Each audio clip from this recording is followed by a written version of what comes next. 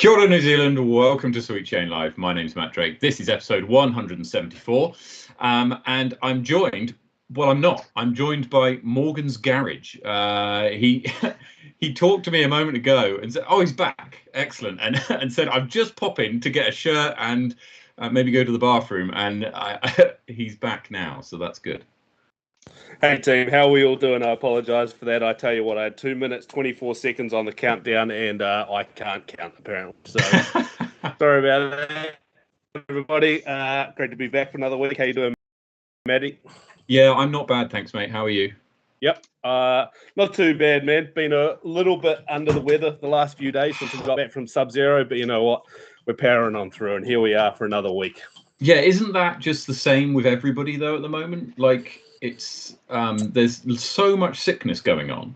It's kind of hard to get away from it, eh? We almost need a break in disc golf where we don't just see 70 different people every other weekend and just passing it all around. Yeah. Well, I know a lot of people at my work and a lot of people, like, kids are sick, and there's a lot of people at my work who are sick, and so it's a crazy time of year. It's a crazy time of year. But I mean, if you've got kids around, it's just impossible, right? You know, especially if they're in daycare, which I know one of yours is definitely not yet. But if you're in daycare, you've got kids in daycare, it's near on impossible. Yeah, and daycare is basically another weekend on the disc golf course with all the people we know. Indeed. Have you been playing any disc golf this last week? Not since Sub-Zero, man. Just trying to knock this one on the head and start feeling a wee bit better, and hopefully this weekend. You played Sub-Zero at the weekend. We'll go through the results of that shortly. Managed to also get out myself this last weekend. Palmy Disc Golf Club, or rather Manawatu Disc Golf Club, put on Hitting the Links, which was played at Linton Army Base on the golf course that they've got inside the Army Base, right? And it was a UDisc event, so it wasn't sanctioned or anything, but it was real good fun, let me tell you. And we'll be going through some of the results of that a little bit later, and I'll talk a little bit more about how I found the course and the tournament in general, because I know they've got some plans for expanding that event into things that were a bit bigger. Is that a course anyone can just go and play on the Army Base, or you have to go and get certification to go out there? It is, but you need to tell like log in before. You need to kind of say, can we come, and is it open, and you have to kind of get a grip. You can't just show up. But if you know the right people, you can phone them up and say, hey, can we come along on this day? And often the answer will be yes. It's quite cool. If you go on a bit of a rabbit hole search through UDisc and that, you'll actually find that a heck of a lot of military bases have disc golf courses. It's something for the guys to do, I suppose. We were going to go to Okinawa last year. Timing didn't work out, but that was the same thing. Just got to get credentialed, and they'll let you on. Basically, just need to know a person. Absolutely. So yeah, we'll cover that in a little bit more detail. Jake asks, how many rounds is that for the year, Matt? Over under odds. I've so far this year. Do you want me to just check 1 second? I'm just going to check how many events have I played this year. What do we think, chat? 2024 full rounds. Oh, my word, it's depressing. Full rounds 25, according to UDisc. 25 rounds this year. That's pretty shocking, eh? What are we in now? Or July? Yeah, we're in July. That's halfway through the year. That's like one a week. That's one a week. You've been busy.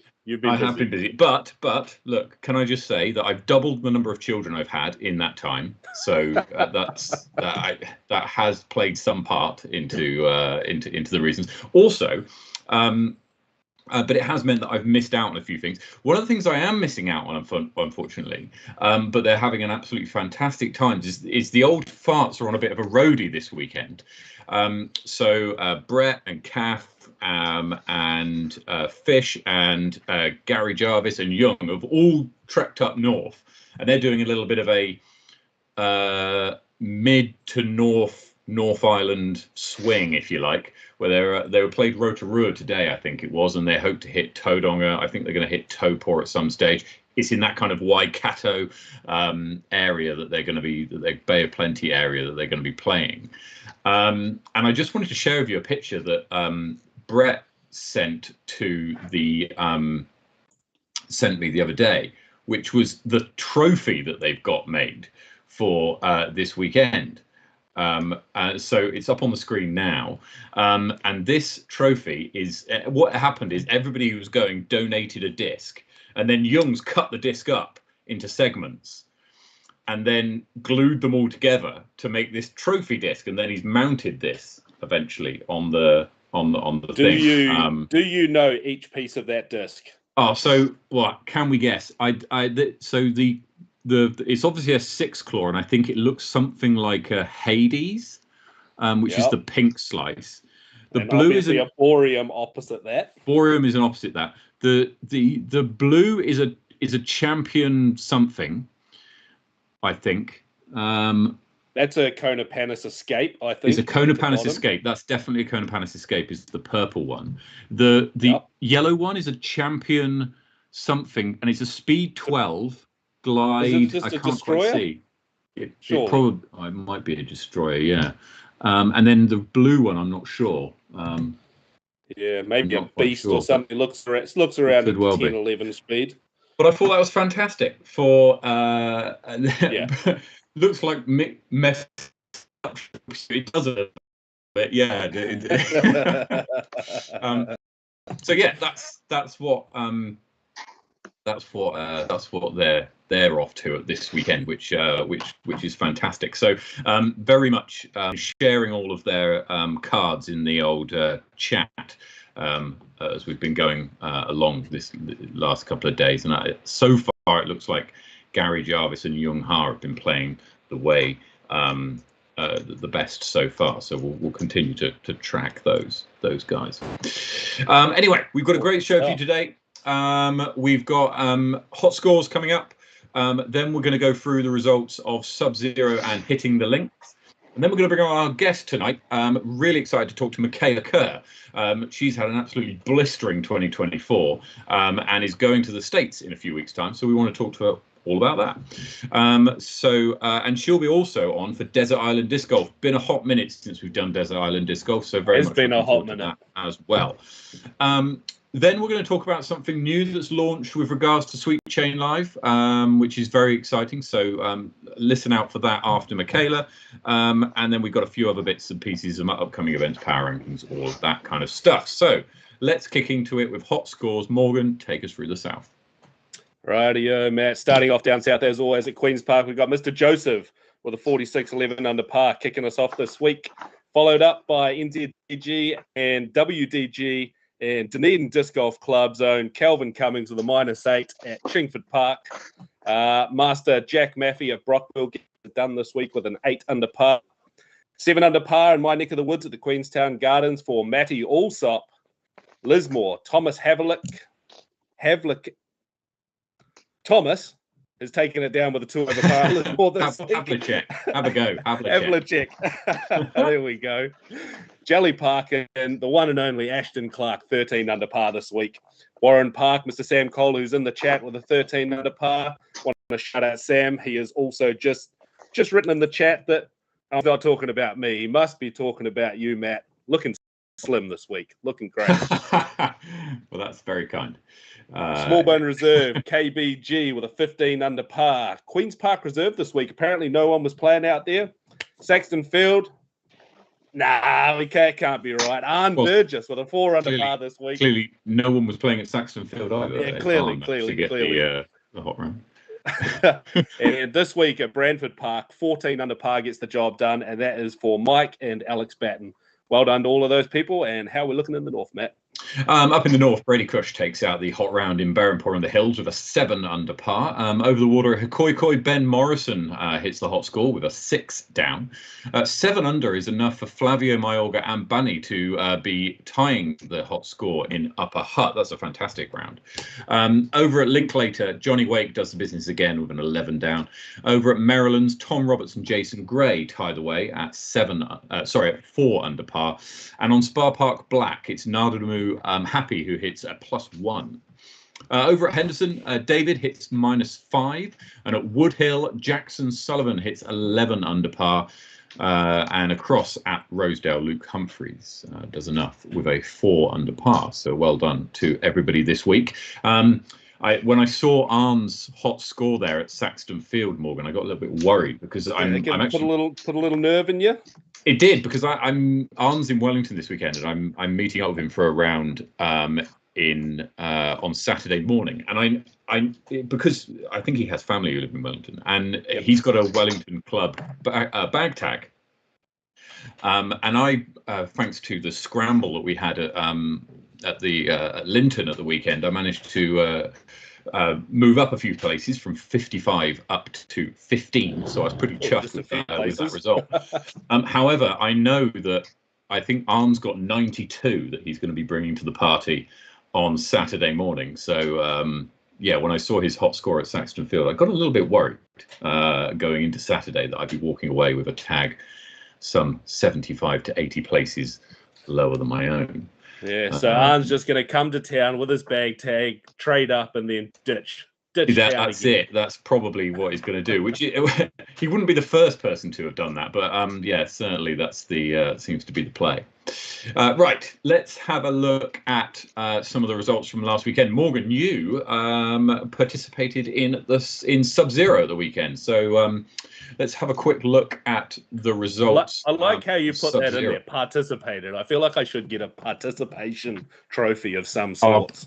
Okay. Well, look. One day we'll have a conversation about participation trophies and how ridiculous and how bad they are, especially for kids. But the Sub-Zero tournament that we had at the weekend, somewhat of a surprise winner, some might say, in Sergei Sanin, who takes out the win by 2 strokes over, and he actually tied. There's 3 people tied for second place, which is Francis Sebastian Faulkner, and then Jack Maffey down in MA1 also hit 24 down, and then Phil Botter comes in a solo 5th. Was that a surprise for you? I suppose, because last week I kind of narrowed it down to 2 or 3 people who I thought were going to be battling it out for the top. Yeah. When I think about Sergei, I do see him around the place, and without looking at his PDGA, which I do have on a separate screen here that I've just brought up, but without looking at that right now, I feel like Sergei's sort of been chipping away in the background and not getting quite results. But I feel like he's been right there, just shy of totally. The top. Results don't show that when you look back to his tournament season for 2024. But I still feel like he's been right there, and it's so good to see him get the win, coming down the stretch and watching those results come in near the end of the tournament. Man, it was it was cool. It was special. So I'm very proud of that, man. I mean, that's an incredible result, and let's not forget that in the field, it wasn't exactly like it was a weak field either, because you had Francis Orange, who's ranked 4th. You had Sebastian Faulkner, who was ranked 8th going into this tournament, and you also had Sam Lykin, who's just outside the top 20 as well. So, I mean, you've got players who, solid players in the. Let me just grab the one I need here. You've got solid players in the field, and he's burned more away. Incidentally, it was Rainer Pye in MA1. Don't know if you spotted this, who shot the hot round for the weekend at 995.52. So well done to Rainer.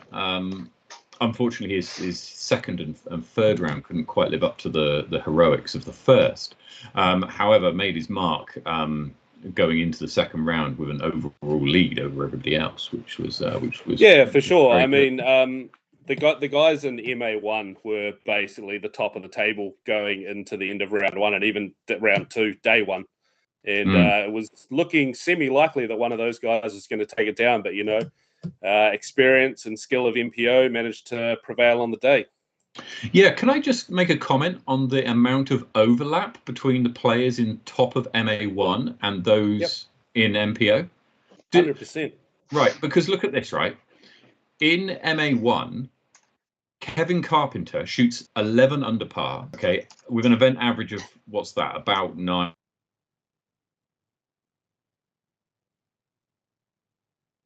11 under par would have also had him finish 8th in MPO.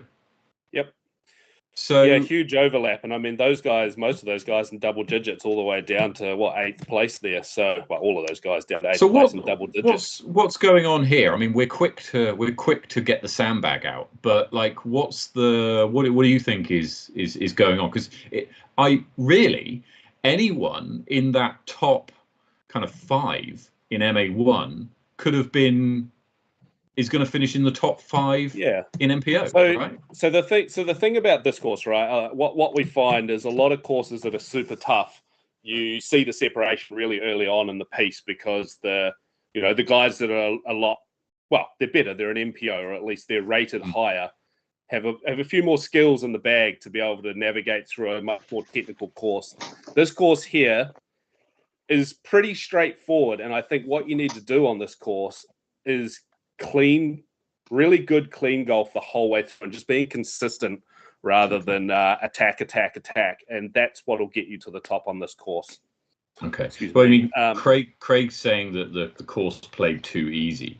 I mean, that's interesting, right? Because wait a minute, I don't think Craig played. Just going to put that out there, Craig. No, but he would have. Well, if he didn't, then, and I don't know if he did. Let's just have a look. It doesn't appear like he did, but he would have been. He was on the bag.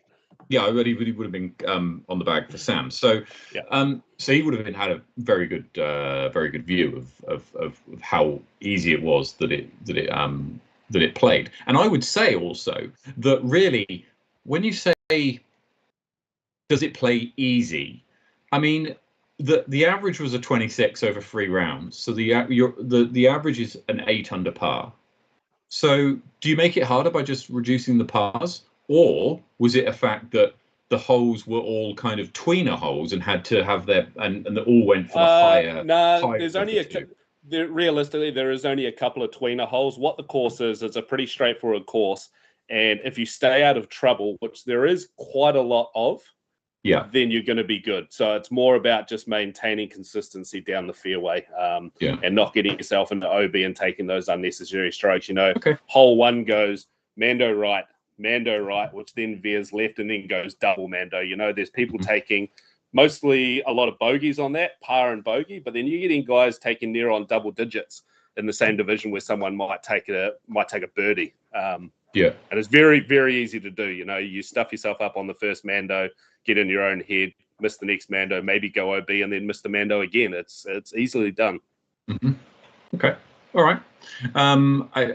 So that's fair enough. I mean, so that's feedback for the tournament directors, I think, is looking at this course and going, well, the way in which the course is set up is in such a way that the people at the top of MA1 are competing with the people at the top of MPO.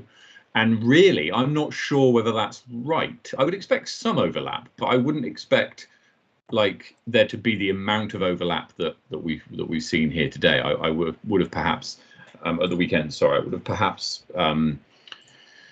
expected something different. But I mean, I guess the question I'm asking is it a question that actually Jack Maffey, the Hunters, Rainer Pai, Carl Barringer, Duane Fisher, Jens Moller, Kevin Carpenter should all be kind of going, maybe MPO's a good shout. Maybe I ought to go and play. Well, like I'm just looking back at 2023's results where Seb Falconer won by 5 strokes over Willie Taratner, 28 under par, and then MA1 the top score was 12 under par. The course is no different. The players are different. Okay, so it's the players that are different. So it might be a case that there's some players going who are underestimating themselves. 100%. I mean, yeah, there's what's that? There's an 11-stroke difference right there. Oh, sorry, not 11. I was looking at 23 under par. A big difference between the top of MPO and the top of MA1 just last year, and the course has not changed other than a couple minor tweaks, which should have made it harder, in fact. So, yeah. Okay. Echo Lee was the only person who, only lady who played in off the 80s amongst the women.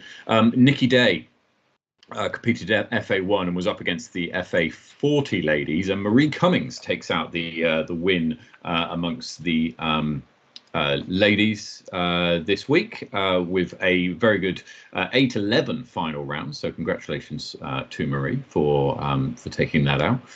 Over in MA40, Errol Nye gets it done with a 3 under par, and then in MA50, Mark Tebbett wins by 2 strokes over Greg Phillips. MA2, Ashley Clements cleans up the win with a 4 under par.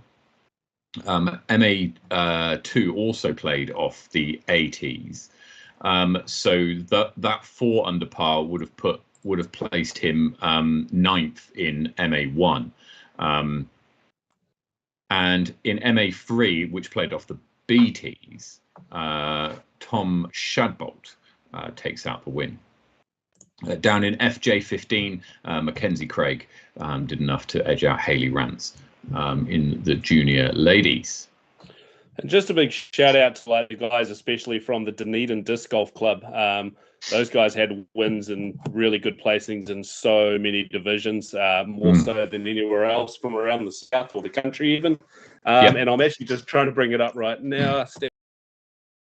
And by discussion, the team's competition winner was the Team Discs Retrievers. So you remember we had set up a teams competition. I do remember this. Yeah, and that was taken down by the Team Disc Retrievers from Dunedin, Errol Nye, Mark Tebbett, Calvin Cummings, and Marie Cummings with a total of 255 points. Nearest competitors, 237 points. Team Bacon, 226, Team Waimati, and then the rest. Fantastic. Well, very congratulations to them. Very well done on taking up the win. Right, let's have a look now, if we can, at the Hitting the Links, which was the tournament that I played at the weekend in Palmerston North. It was played at Linton Army Camp, and so I think I've got the event here. This is the one here. Yes, there it is.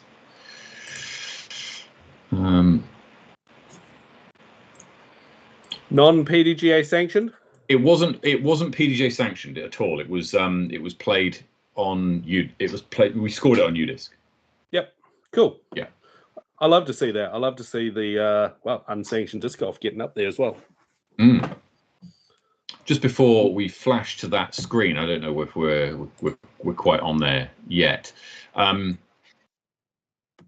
The Ben Schicker says in the chat, I personally play significantly better when I play MA1. It's nice to be in contention. Interesting take, honestly. Just while he's on that take, I have a question for you. I'm pretty consistently near the bottom of MPO. It's due to, obviously I'm running probably more tournaments than I'm playing in. Yeah. I don't practice as much as I'd like to anymore, and I'm just not that good anymore. Can I go back to MA1 now? Genuine question. I'm not even making a joke. Yeah, of course you can. Go back to MA1 now. Of course you can. Thoughts? I'd kind of like to go back to MA1 and defend my title for Tucker Beach in a few weeks' time. Yeah, I don't think that there's a problem with that. With doing that at all. You play in the division you want to, don't you? Yeah. I mean, I've been in MPO for so long. You know what I mean? And I don't know. I feel like I'm just making up numbers at this point. Yeah. I think you're doing yourself a disservice. No. I don't think there's any problem with that at all. You've taken cash, right? Yeah. And what's your rating? Probably all of about $80 of it over about a 10-year period. Yeah. And what's your rating? 917. Yeah, so you're fine as long as you're less than 940. I think it is. Then you're fine to drop to MA1. You're in too deep. You've got a couple of years until you join me in the old MA40A. Yeah, a few. Another 4. Anyway, we got it up on the screen, so let's head across and have a look at the results of hitting the links. So Marlo Bowyer takes out the MPO win by 3 strokes over Johnny Wake, which was a bit of a surprise to some of us. But congratulations to Marlo for taking out this this win. Can I just say, Morgan, I loved this course. I thought it was great, and I know that previously I was, and it actually came up at the weekend. I was critical of the last course that I played in Palmy at the golf club there. This course, completely different. I thought it was fantastic. And the reasons why I thought it was fantastic were, I thought that there was a good mix of long and short holes. I felt there was a good mix of left to right and right to left holes. There's only a few holes where I would have perhaps had a few tweaks. And actually, when they were doing the summary and after the prize giving at the end, they spoke about what some of those things might be. So really excited to see what changes they make following the feedback from the group. I felt that there was enough score separation on all the holes actually, and found that there, especially on the par 4s, it was very easy to see your birdie opportunity go to a bogey. There was the right mix of forest holes and open holes, even for a ball golf course. So I was really impressed, honestly, really impressed. And I would encourage anybody who's passing through or spending time in the Palmy region to get involved. If you get in touch with any member of the NTGG crew, they will tell you how to do it. So Ryan Kiddo, Johnny Wake, or I think it was Chris who was running the event. It was Chris Clark who was running the event. So he was so if you hit him up as well.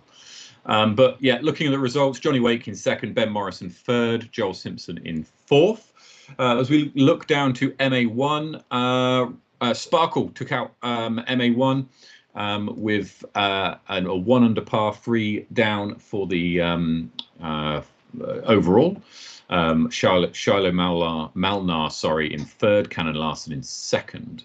In FA1, Michaela Kerr takes out the win relatively comfortably. We've got her on the show a little bit later on.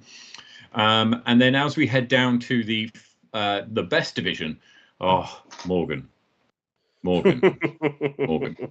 Let me tell you the story. This was right. If there was a highlights package, right, for disc golf for this tournament, it would start with MA40, right?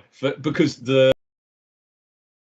it was just topsy-turvy the whole way. So the story behind this round, I'm sat in 2nd place, just 1 shot behind Brett Carlisle, and I've got Ryan Kitto just 1 shot behind me, and then there's a 4-shot gap to Young Ha and Gary Jarvis, right? And then it's us 5 on the lead card for the 2nd round, and we started on hole 9, right? So you can see where we started. So I open with a birdie, Ryan opens with a bogey. So now I've got a 3-shot lead over Ryan, and I'm going, okay, all right, fine.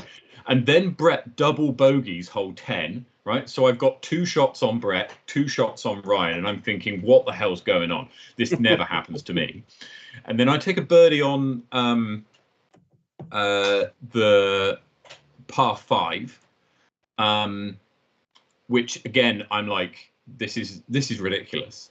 And so we're going through, and I'm like, I'm not quite sure what's going on. And then we get to hole 17. Now, hole 17, right?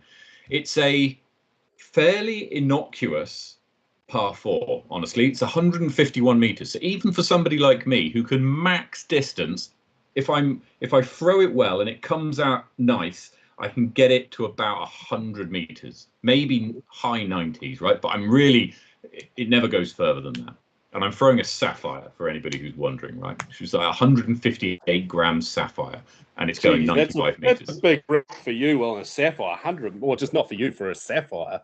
Well, a sapphire's a speed 10, right? Yeah, so, I know. I could just see. I don't have the arm speed to go for a more higher speed disc. Anyway, so this So the first throw comes out, and there's not very much in the way, honestly, of this hole, except until you get to the pin, right? So you first of all you've got a golf green on the right hand side of the fairway that's not really in the landing zone if you're throwing a hyzer. And then as you approach the hole, in about the edge of circle 2, you've got a tree, and then on the just to the right of the tree, you've got this kind of bank that there's a ball golf tee on, and then you've got the basket further back from that, and the basket is on it's the base of the basket must be 1.5 meters off the ground.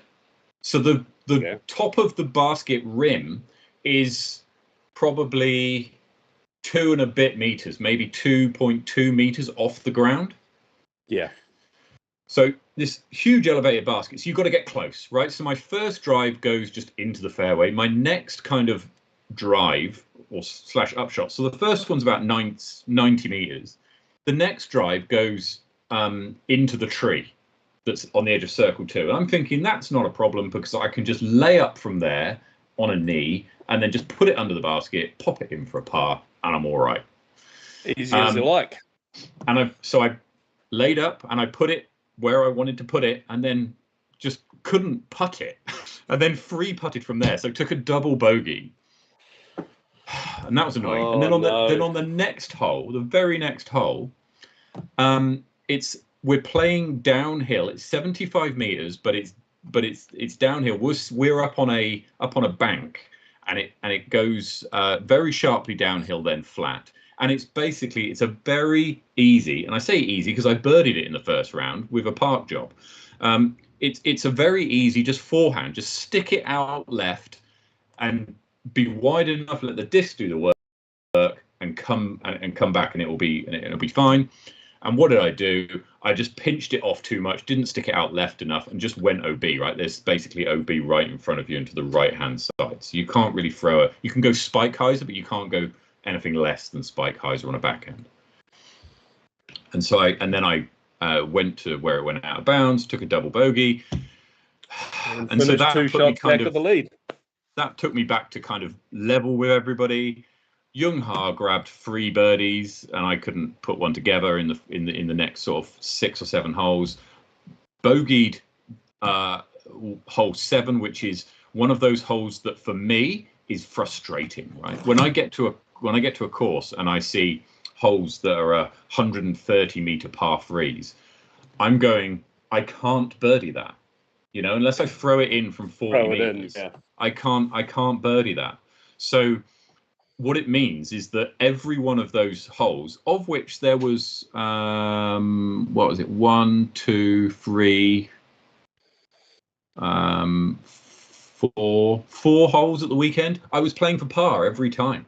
And all I was doing was just throwing it down the fairway and then pitching it up from circle 3 or circle 4 to try and give myself the easiest putt that I could. I didn't give myself an easy enough putt on hole 7. However, it was very exciting going into the final hole, hole 8, where Brett and Ryan were tied in first place, and then me and Young were tied in third place. Brett and Young both did park jobs. Myself and Ryan both didn't, although we all hit the double mando. And so Brett took out the win by 1 stroke over Young and Ryan, who were tied in second place, and then I got pushed down to 4th. But Morgan, we explained earlier how I just haven't been playing disc golf very much, as my UDisc record will test. I was so chuffed to be back playing and being part of the mix, you know, being like there or thereabouts. You know, the fact that I didn't take out the win despite having an opportunity to was annoying, but it was just fantastic, and I really missed that from the last couple of tournaments. So I cannot wait for the Captainisa, which is due to be the day after my birthday in August, so very much looking forward to that. And then Topor Thermal Throwdown, which the registration opens in 11 days' time. That's in October. I'm very much looking to both of those events because, I feel like I want to put a run together. and I'm fed up of losing to Ryan and Brett. So He's coming for you, boys. He's coming. We are. I am. Kath Headley takes out the FA 40 division, and Chris Clark wins his own tournament in MA 50. So yeah, congratulations to everybody there. Particular congratulations to the MTDG crew and Chris Clark and everybody else who had a hand in organising the event. It was absolutely fantastic. Loved it. Really, really well run event. And I know there was what? How many people? 39 people who played at the weekend, but I know that there's more. They want to do a bigger event next time, and I think that they might try and I don't know whether they'll sanction it or not. I didn't speak to anybody about that, but I've got a feeling that this will be a thing next time. So yeah. Right, let's get on with it. Now, we spoke a moment ago about how Michaela Kerr took out the FA1 division at the weekend. Well, our guest tonight is none other than Michaela Kerr. So good evening, Michaela. How are you? Just got your mic there, Michaela. Yeah, classic. I got told not to speak while I was waiting, so I muted myself, and here I am. How are you? I'm good. Very good. Speak a little bit longer than we might otherwise would because we were on the same card in the first round at the weekend. Indeed. And you are playing, in 2 tournaments in the States. We're going to start the other way around. We're going to start with what's coming up for you, and then we're going to go back to the kind of year you've had so far this year, which has been incredible. So let's start off in the future. You've got 2 huge events coming up at the end of July/August. Tell us what they are and where they are and like some details. What I'm up to. All right. Yeah. So coming up in August, I am going to play Ledgestone Open, the amateur version of it. I'm pretty sure by this point, if you've watched any Pro Tour coverage, you will have heard of the Ledgestone Pro Tour. Oh yeah. It's a pretty iconic tour event, and they offer a really cool amateur version of the same event. So I'm heading over to go play that, and then I'm also heading across to go play Amateur Worlds, which is like the pinnacle of amateur competition. Yeah. You're not headed over alone, are you? Nope. I'm going with my partner Tim, and we're going with Amy Whitmore as well, another FA1/FA40 lady who I get to play with quite a lot. So fantastic. I'm excited to see you guys competing out there. It's going to be awesome. Yeah, man. Well, it's going to be good to see you compete, but also just the experience, right? I mean, I've heard and seen that, like, for example, the players pack that you get in the Ledgestone Open Amateur Division is just it's just ridiculous, isn't it? Yeah, it's pretty cool.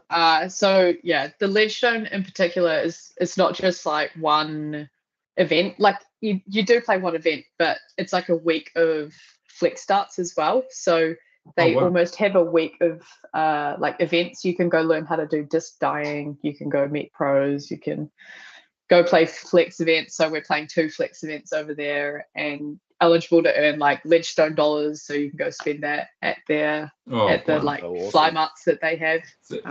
That's like a festival of disc golf. Exactly. It's a good celebration of disc golf. Yeah. Oh wow. And does it play at the same weekend as the pro tournament? Correct. Yeah. And they got some feedback last year where a lot of the like FA1 ladies wanted to go watch the FPO ladies play, but they were teeing off at the same time. So hopefully they are offsetting some of that this year. Oh yeah. Okay. To accommodate us to go watch, because otherwise there's only one day where you can go watch the FPO players. Because normally FPO tee off in the morning for in Pro Tour. So presumably FA1 tee off in the morning as well. So hopefully they're going to offset the amateur ones. Yeah. Difficult to do though, with so many people playing, because there's going to be I can imagine there's a fair few people. I think there's like 10 courses as well. So crazy, That's so crazy. It's awesome. You don't all play the same courses. No. Like I your mean- division does, but you don't. That just I'm blows just- my mind. Like to have 10 courses for one tournament. Yeah, I mean, it obviously comes down to the amount of people that are in a tournament. I am just trying to bring that number up right the second. Take a guess before you. I already brought it. Sorry, I already brought it up. Okay, no. So hang on, because I haven't looked at this yet. I haven't looked at this. Yep. So this is the amateur, the event you're playing in, Michaela, right? Yeah. Okay. So obviously How many- you know, and Morgan knows because he's just looked. Okay, so now the pro one is like for the late. Are you talking about FA1 division or all ladies or all players? The whole All thing. The players. whole tournament. Yeah. Oh, it's got to be 300. Oh, try like almost 10 times that number. 2,237. 2,000. That's why they need 10 courses, right? Because you don't have 6 weeks to get everyone Wow. through one time. Yeah. We are lucky we get to play. You know, that's wild That's because pretty baller. I do remember. I mean, I played in a Euro event a few years back, and there was 800 players, and then the next biggest event was 1,600. You know, you're just chucking another 600 people on top of that. That's wild. Sorry, can we just read? I might be being silly here, but there's 529 people playing MA3. Yeah. The players pack's awesome. Right? There's 26 people playing MA70. But I don't know 26 people over 70. Like, let alone. You need have to them expand all your show- friend group then, my I man. clearly do. You're right. I do. But that's crazy. That's ridiculous, isn't it? But isn't this weird? Isn't right? So hold it. I'm just on the numbers, and again, I might be just being silly here. There's 500, but in FA40, there's just 7 players. Isn't that bizarre? Yep. And MA1 has 439 and FA1 has 42. 1/10 of the Factor of division 10. size. Wow, that's pretty consistent. Like down the divisions, it would seem.